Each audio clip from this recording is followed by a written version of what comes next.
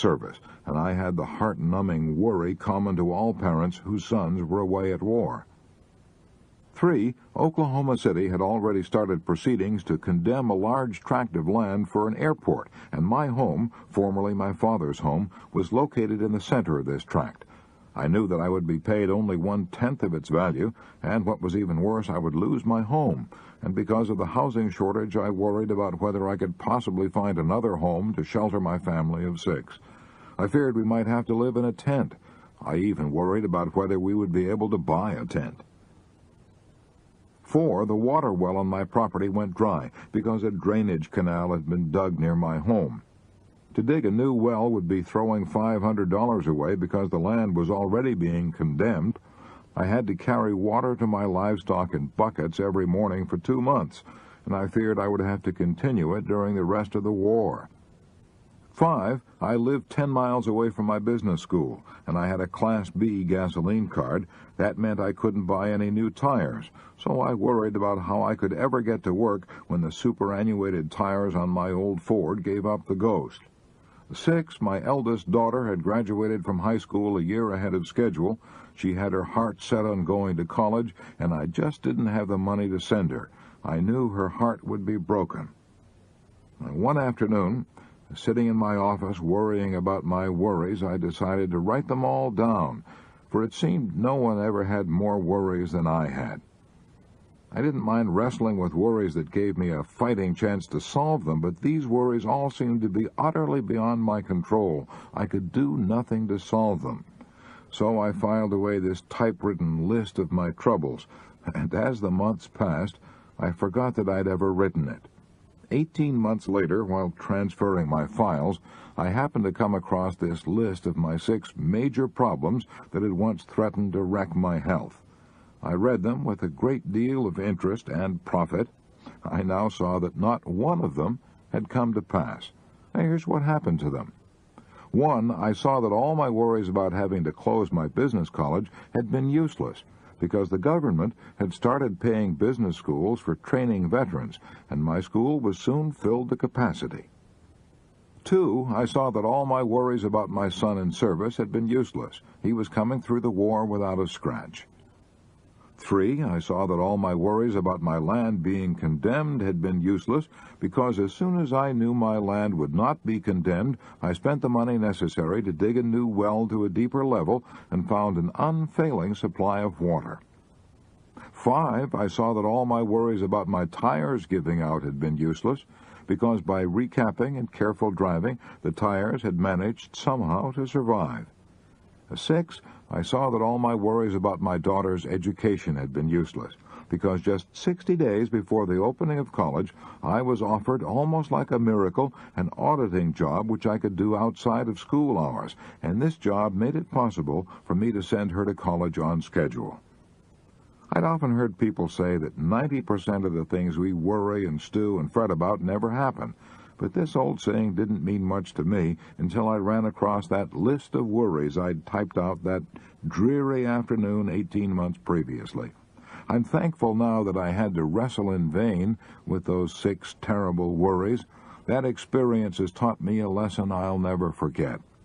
It's shown me the folly and tragedy of stewing about events that haven't happened, events that are beyond our control and may never happen. Remember, today is the tomorrow you worried about yesterday. Ask yourself, how do I know this thing I'm worrying about will really come to pass? I Can Turn Myself into a Shouting Optimist Within an Hour, by Roger W. Babson, famous economist. When I find myself depressed over present conditions, I can, within 1 hour, banish worry and turn myself into a shouting optimist. Here is how I do it. I enter my library, close my eyes, and walk to certain shelves containing only books on history. With my eyes still shut, I reach for a book, not knowing whether I am picking up Prescott's Conquest of Mexico or Suetonius' Lives of the 12 Caesars. With my eyes still closed, I open the book at random. I then open my eyes and read for an hour. And the more I read, the more sharply I realize that the world has always been in the throes of agony, that civilization has always been tottering on the brink. The pages of history fairly shriek with tragic tales of war, famine, poverty, pestilence, and man's inhumanity to man. After reading history for an hour, I realize that bad as conditions are now, they are infinitely better than they used to be. This enables me to see and face my present troubles in their proper perspective, as well as to realize that the world as a whole is constantly growing better. Here is a method that deserves a whole chapter. Read history. Try to get the viewpoint of 10,000 years and see how trivial your troubles are in terms of eternity. How I Got Rid of an Inferiority Complex by Elmer Thomas, former United States Senator from Oklahoma. When I was 15, I was constantly tormented by worries and fears and self-consciousness. I was extremely tall for my age and thin as a fence rail. I stood 6 feet 2 inches and weighed only 118 pounds. In spite of my height, I was weak and could never compete with the other boys in baseball or running games. They poked fun at me and called me Hatchet Face. I was so worried and self-conscious that I dreaded to meet anyone, and I seldom did, for our farmhouse was off the public road and surrounded by thick virgin timber that had never been cut since the beginning of time. We lived half a mile from the highway, and a week would often go by without my seeing anyone except my mother, father, brothers, and sisters. I would have been a failure in life if I'd let those worries and fears whip me.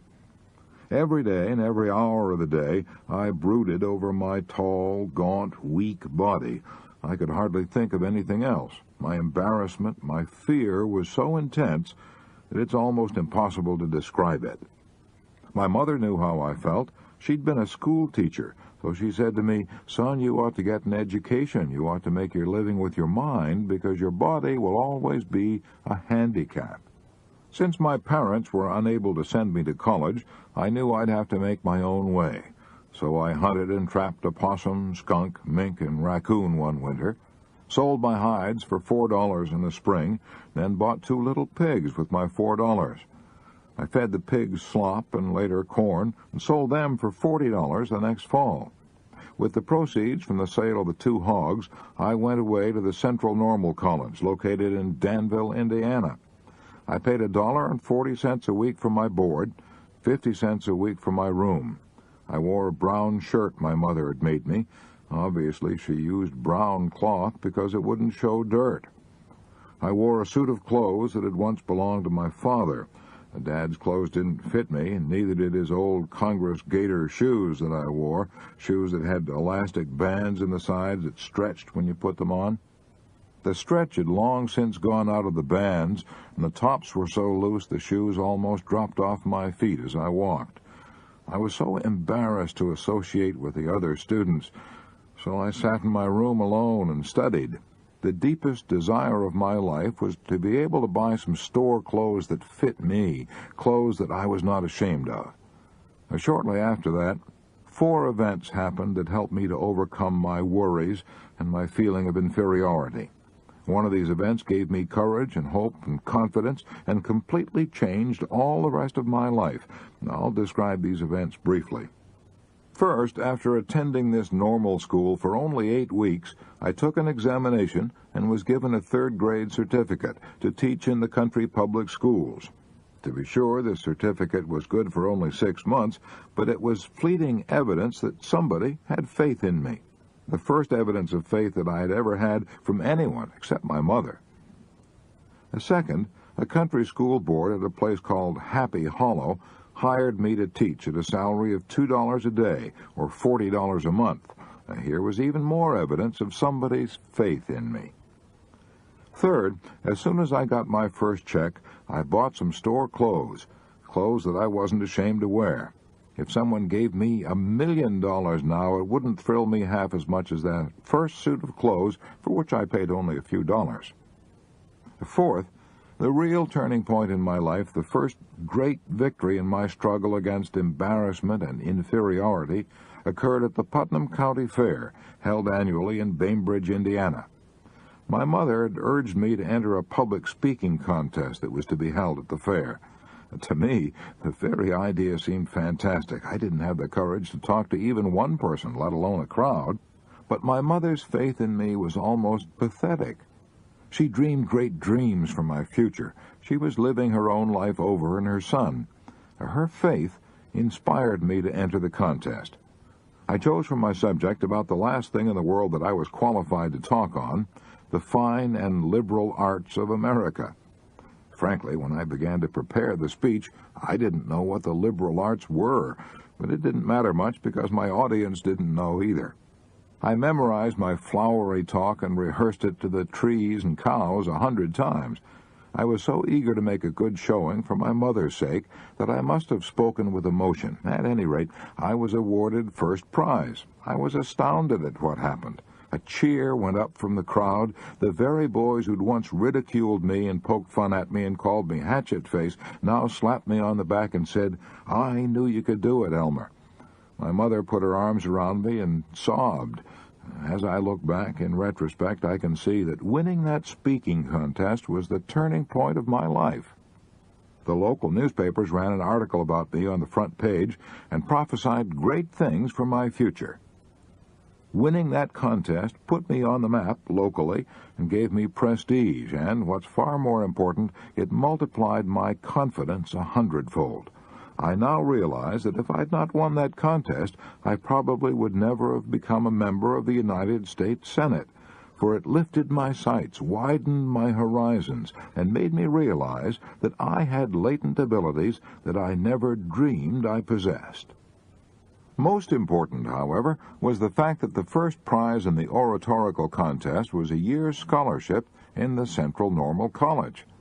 I hungered now for more education, so during the next few years, from 1896 to 1900, I divided my time between teaching and studying. In order to pay my expenses at DePaul University, I waited on tables, looked after furnaces, mowed lawns, kept books, worked in the wheat and cornfields during the summer, and hauled gravel on a public road construction job. In 1896, when I was only 19, I made 28 speeches urging people to vote for William Jennings Bryan for president. The excitement of speaking for Bryan aroused a desire in me to enter politics myself. So when I entered DePaul University, I studied law and public speaking. In 1899, I represented the university in a debate with Butler College, held in Indianapolis, on the subject, "Resolved that United States senators should be elected by popular vote." Well, I won other speaking contests and became editor-in-chief of the class of 1900 college annual, The Mirage, and the university paper, The Palladium. After receiving my A.B. degree at DePaul, I took Horace Greeley's advice, only I didn't go west, I went southwest. I went down to a new country, Oklahoma, when the Kiowa, Comanche, and Apache Indian Reservation was opened. I homesteaded a claim and opened a law office in Lawton, Oklahoma. I served in the Oklahoma State Senate for 13 years, in the lower house of Congress for 4 years, and at 50 years of age I achieved my lifelong ambition. I was elected to the United States Senate from Oklahoma. I've served in that capacity since March 4th, 1927. Since Oklahoma and Indian Territories became the state of Oklahoma on November 16, 1907, I've been continuously honored by the Democrats of my adopted state by nominations, first for state Senate and for Congress, and later for the United States Senate. I've told this story not to brag about my own feeling of accomplishment, which can't possibly interest anyone else. I've told it wholly with the hope that it may give renewed courage and confidence to some poor boy who's